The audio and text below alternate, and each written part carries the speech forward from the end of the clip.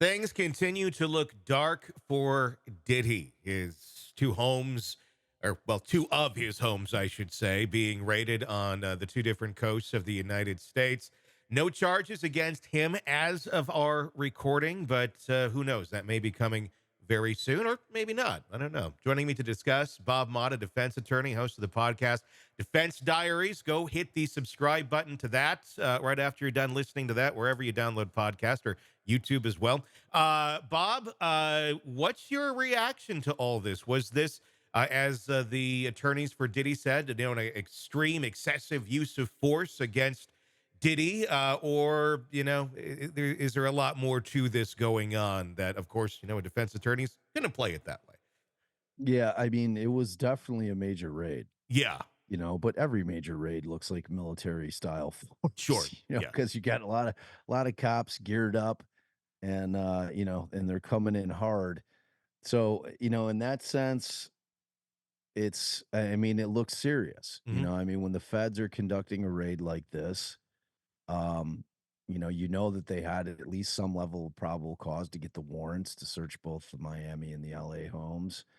And they're looking for something. Like, the one thing that we know about, and at this point none of us have seen, at least that I'm aware of, what the probable cause affidavits for either of the warrants have said.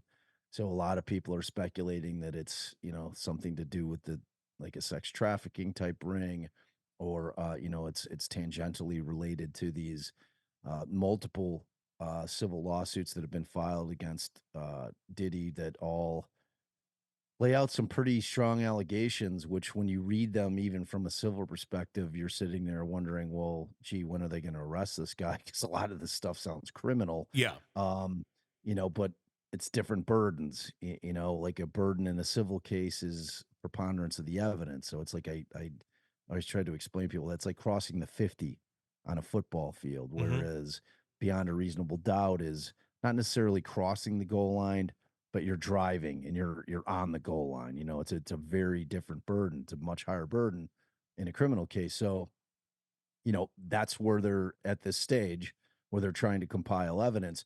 And when you have federal agencies involved, they're very methodical. They're very deliberate. They're in no rush.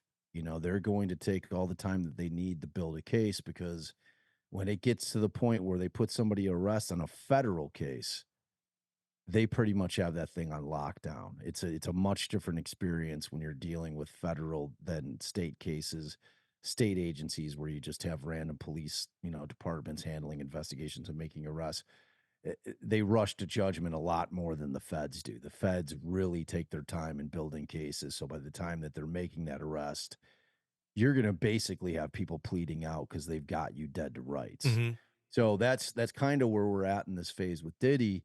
And whether or not something's going to come of it, like I'm not surprised he wasn't placed under arrest immediately. I have clients that will call me up and they're like, yeah, we just got raided by the feds, and they're like, but they didn't arrest us. I'm like, yeah, well, it's because they're gonna build a case, and it Hmm. can take a year, it can take 2 years. Just like, I don't want you feeling secure and comfortable by the fact that you weren't arrested immediately, because that's not how the feds operate. Yeah. They really do. They're not in the business of losing, and when they come strong. So, I mean, this thing is still developing, and we're at the very early stages of it. And as things begin to develop, I'm sure there will be leaks. I'm sure that information will get out, because there's going to be a lot of prying eyes that are going to be very interested in what's going on with this case. So, I anticipate this is just the beginning of what could be a Yeah. very long and very weird and troubling story. I mean, this is having. There's a lot of undertones to it of Epstein. There's undertones to it of R. Kelly. A lot of similar pieces here and there that kind of come together to make the unique story that seems to be that of Diddy.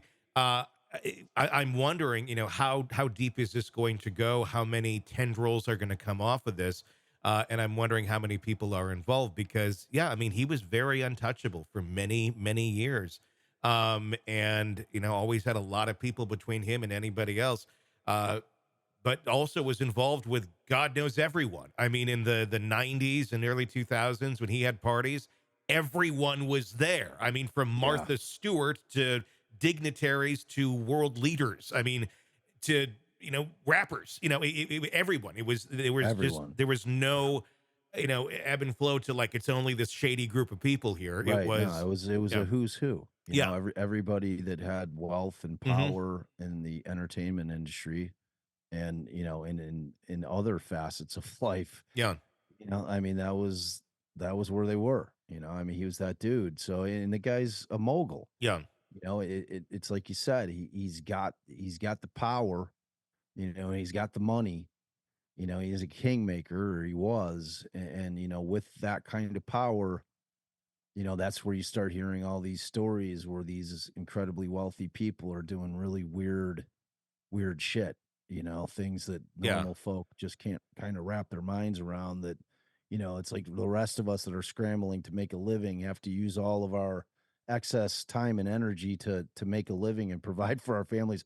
Well, these people that are richer than God, that have way too much time on their yeah hands, I guess what do they say? Idle time is the devil's playground, man. yeah It's like you can't help but kind of think that, just because it seems to be like, and like I like my 17-year-old daughter's much more dug into like the Illuminati stuff. yeah yeah. But it's like it seems like some of it has teeth. I think some It's of it like does. Yeah. I mean, not all of it when we go into extreme conspiracy, but right. I think there's certainly groups of people that don't want to be found out that are in existence out there. And I'm wondering what exactly it looks like. I mean, Eyes Wide Shut is the movie I always go back to, and Yeah, makes me kind of think, I mean, of that sort of thing. We've heard people who've said that exists, that sort of life totally. is out there. Hey, it's Tony Brueski. If you like the podcast, be sure to like, subscribe, and press that bell so you don't miss any of our updates on the cases we're following for you